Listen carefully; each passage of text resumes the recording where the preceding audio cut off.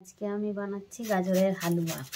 গাজরগুলোকে প্রথমে পরিষ্কার করে ধুয়ে নিয়ে এরকম করে ঝুড়ি ঝুড়ি করে ডিলাইটের বা ফেলো মিল্ক দিয়ে গাজরের হালুয়া বানাবো।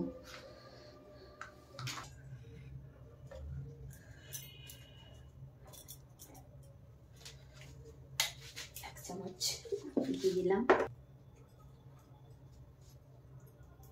এরপর ছোট এলাচ দেব, 3-4টে মতো ছোট এলাচ দেব।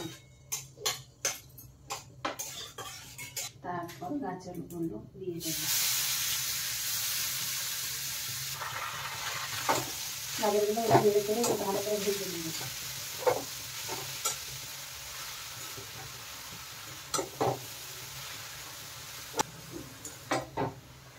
ভালো করে ভাজা হয়ে গেলে কান্ট্রি ডিলাইটের বা ফেলো মিল্ক দিয়ে সিদ্ধ করে নেব।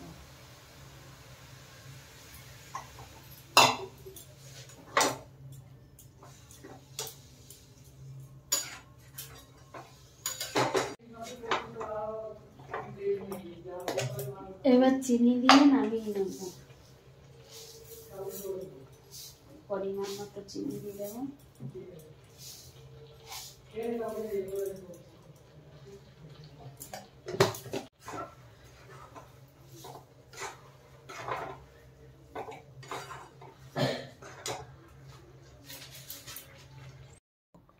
আমার গাজরের হালুয়া রেডি।